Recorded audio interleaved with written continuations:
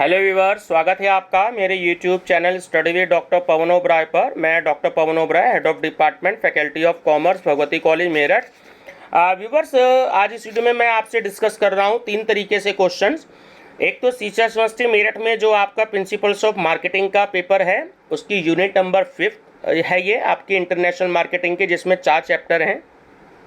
और जो teachers university Meerut में एमकॉम सेकेंड ईयर में आपका इंटरनेशनल मार्केटिंग का जो सब्जेक्ट है, तो उसके भी कुछ क्वेश्चंस जो है मैं आपको दे रहा हूँ। तो ये एमकॉम के लिए भी बेनिफिशियल रहेगी आपकी, और आपकी बीकॉम के लिए भी, ठीक है, दोनों सब्जेक्ट की होगी। दूसरा, एक मैंने प्लेलिस्ट बनाई है जो आपका क्वेश्चन बैंक तैयार कर रहा हूँ मैं कॉमर्स के लिए। जो भी कैंडिडेट्स एनटीए नेट की और टीजीटी की और पीजीटी की तैयारी कर रहे हैं तो वो, या बीएड एंट्रेंस की तैयारी कर रहे हैं, तो वो लोग भी इस क्वेश्चन बैंक को देखें। मैंने एक क्वेश्चन बैंक बनाया, तो उसमें मैं हिंदी इंग्लिश दोनों में आपको क्वेश्चन दूंगा। कल से मैं जो है ने इस क्वेश्चन बैंक को तैयार करना शुरू किया और काफ़ी अच्छा आपका रिस्पॉन्स आ रहा है।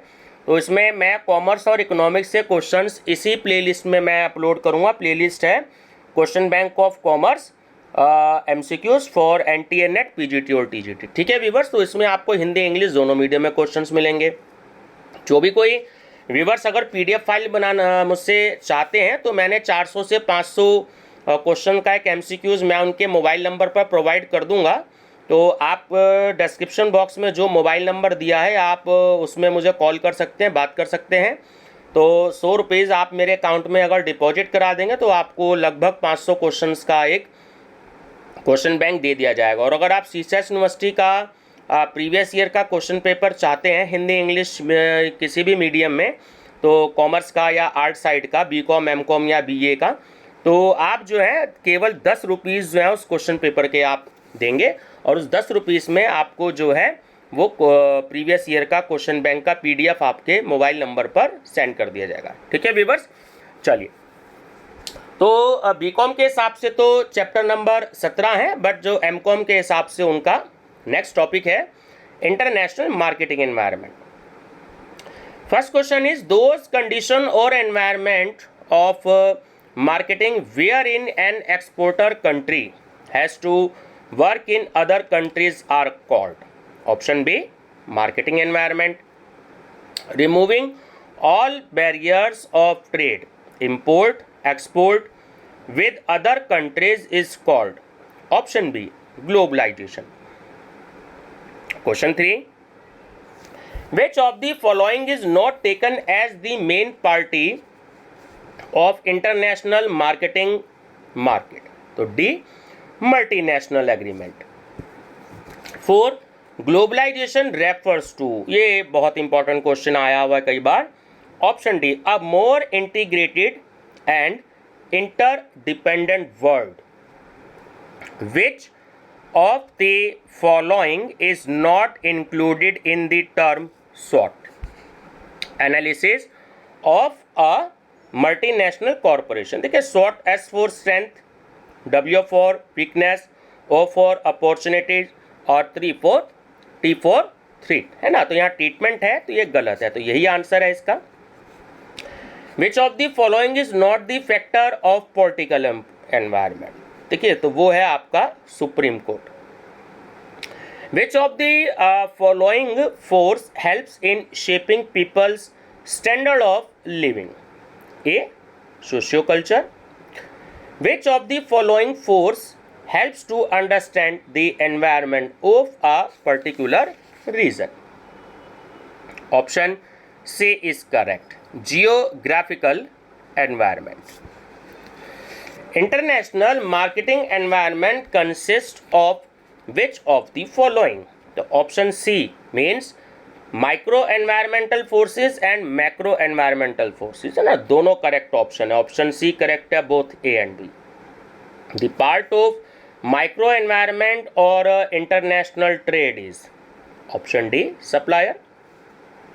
द पार्ट ऑफ, देखिए माइक्रो का तो हो गया आपका सप्लायर, है ना, और the part of macro environment of international trade is, तो इसमें हो गया आपका डेमोग्राफी। ध्यान रखना, मैक्रो एनवायरनमेंट का डेमोग्राफी और माइक्रो एनवायरनमेंट का सप्लायर।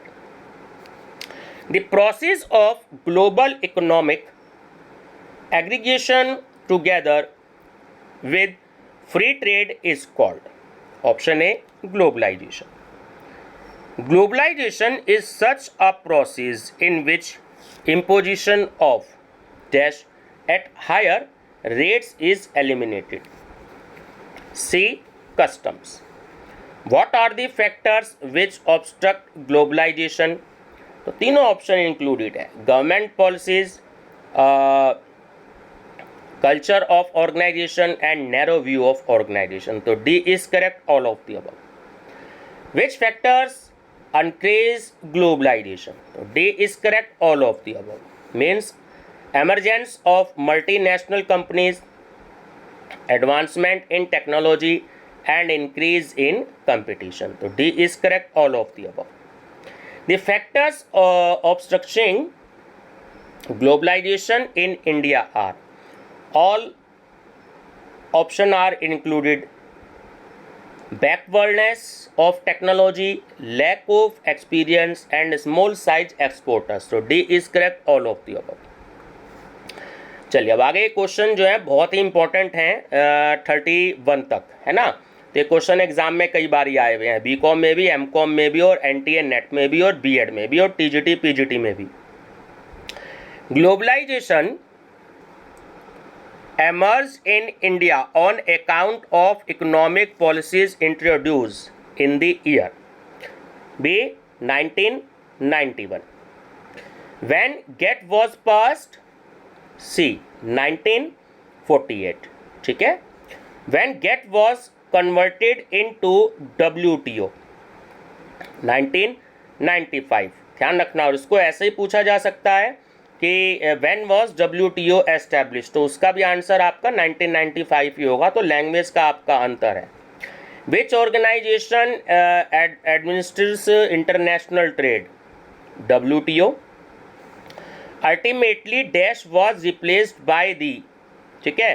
तो देखिए गेट को ही जब रिप्लेस किया था तो 1 जनवरी 1995 से ही वर्क करना स्टार्ट किया था WTO ने. तो ऑप्शन सी करेक्ट है. मैं आपको बताने वाला था ऊपर वाले क्वेश्चन में, लेकिन नीचे क्वेश्चन था इसलिए मैंने आपसे डिस्कस नहीं किया कि 31 दिसंबर 1994 को इसने काम करना अपना बंद कर दिया था गेट ने. ठीक है. और उसकी जगह एक नया इंस्टीट्यूट WTO जब एस्टैब्लिश हुआ तो रिप्लेस कर दिया गया इसको 1 जनवरी 1995 में. ठीक है. Where headquarter of WTO is situated? ठीक है, जेनेवा. ध्यान रखना, WTO का जो हेडक्वार्टर है, कई बार एग्जाम में आया हुआ है, तो वो जेनेवा में है. IBRD, जिसका फुल नेम है international bank for reconstruction and development, is also known as world bank. ठीक है, बहुत बार आया हुआ है TGT PGT में तो ये वाला question. What is the number of member of countries of WTO? ठीक है. देखिए अभी तक मेरे हिसाब से 150 है. अगर थोड़े दिन पहले चेंज हो गया हो तो मैं कह नहीं सकता, क्योंकि ये कुछ दिन पहले का क्वेश्चन बैंक तैयार किया हुआ है. जब तक 150 थे, तो मेरी नॉलेज में अभी 150 है. करंट अफेयर्स के हिसाब से आप एक बार नेट पे चेक कर लीजिएगा कि इस समय एट प्रेजेंट टाइम कितने हैं. ठीक है. तो अभी तक 150 थे जब तक के क्वेश्चन बैंक कुछ टाइम पहले तैयार किया गया था. What are the forms of trade agreement? तीनों option: free trade zone, economic union and joint market. तो option D, all of the above. Member countries of European Union are? C, 28. According to WTO, share of India in global import and export is? तो option B, 1.7%. What is the place of India in exporter countries in the world? देखिए बहुत important question है, ध्यान रखिएगा. मैंने बताया 31 तक, 19 थे ना, तो 19वां स्थान है एक्सपोर्टर में वर्ल्ड में भारत का. Which is the place of India in importer countries in the world? तो 12. देखिए एक्सपोर्टर में तो हो गया 19वां स्थान और इंपोर्टर में हो गया इंडिया का 12वां स्थान. ध्यान रखिएगा. What are the top importers country of India? तो देखिए तीनों ही हैं, यूएसए भी है और चाइना भी है और सऊदी अरब भी है ना, तो ऑप्शन डी करेक्ट है, all of the above. In top 3 destination countries of export from India that is included, इसमें भी तीनों ही हैं, यूएई भी है, यूएसए भी है और आपका चाइना भी है ना। चलिए option D is correct, all of the above. The company faces several major decisions in international marketing, which is the first decision of these? Option B, watching at the global marketing environment. Which one is not the technique of environmental analysis of international marketing? ठीक है, option सी bargaining power है ना, ये हम Indians में ही होती है, हर चीज़ को कम करना, जहाँ पर भी हमें लगता है कि भाई बार्गेनिंग हो सकती है तो हम करने लग जाते हैं, जहाँ हमें लगता है कि यहाँ बार्गेनिंग नहीं होती तो वहाँ हम बोलते तक भी नहीं है, खासकर बड़े बड़े शोरूम पर जहाँ फिक्स रेट होते हैं या फिक्स प्राइस होते हैं ना, तो वहाँ हम बोलते भी नहीं हैं। लेकिन सब्जी वाले से कहते हैं भाई 25 रुपये किलो आलू दे रखे हैं तो ये से तू 20 रुपये किलो लगा ले, ठीक है, तो ये हमारी आदत है। SLEPT stands for, option D S for strategy, L for leadership, E for environmental, P for planning and T for tactics, ठीक है, option D is correct. The process of collecting information about international external environment is called, तो option A environmental management, which is not the form of trade agreements, option D political facts, organization supply foreign trade information in India is oblique are, तो तीनों ही है, ITPO भी है, STC भी है और EXIM bank भी है, तो ऑप्शन डी करेक्ट है, ऑल ऑफ द अबव, ठीक है, और ये इसकी आंसर की भी है ना। चलिए एक छोटा सा टॉपिक और है तो वो भी इसी वीडियो में डिस्कस कर लेते हैं, जो कि आपका identify and selecting market foreign market है ना, तो 17 क्वेश्चन इसमें भी दिए हैं मैंने। चलिए what is the first step of the process of international marketing, option A selection of market, in how many parts overseas market analysis is classified, तो option C both A and B means primary oblique general analysis and B specific analysis, ठीक है, दोनों ही है। After knowing that why entry in international market is useful, what will be the next step? Option A, primary oblique journal testing. The test in the element included in primary oblique journal analysis is, so option D is correct है ना, all of the above means demographic and cultural environment, political factor and education level, so D is correct, all of the above.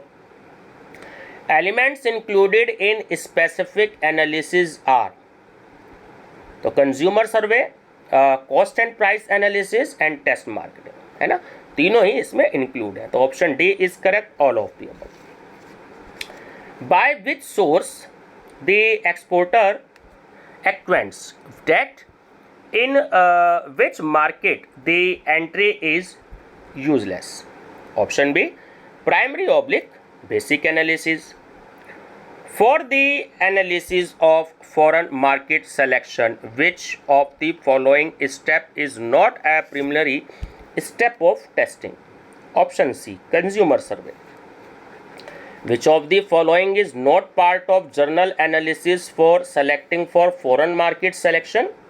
Option D, consumer survey. Collection of information after intensive study in respect of markets where export is made is called, option B, specific analysis. Collection of information regarding collection, हाँ ठीक है, आपका 10th question है, मैं repeat कर गया, माफ़ी चाहूँगा, 9th ही क्वेश्चन है आपका। Collection of information after intensive study in respect of markets where export is made is called, है ना, B, specific analysis. चलिए नेक्स्ट है collection of information regarding prospective customer is known as, option A, consumer survey. estimation by the exporter that what will be the cost of exporting and distributing the goods in other countries is called.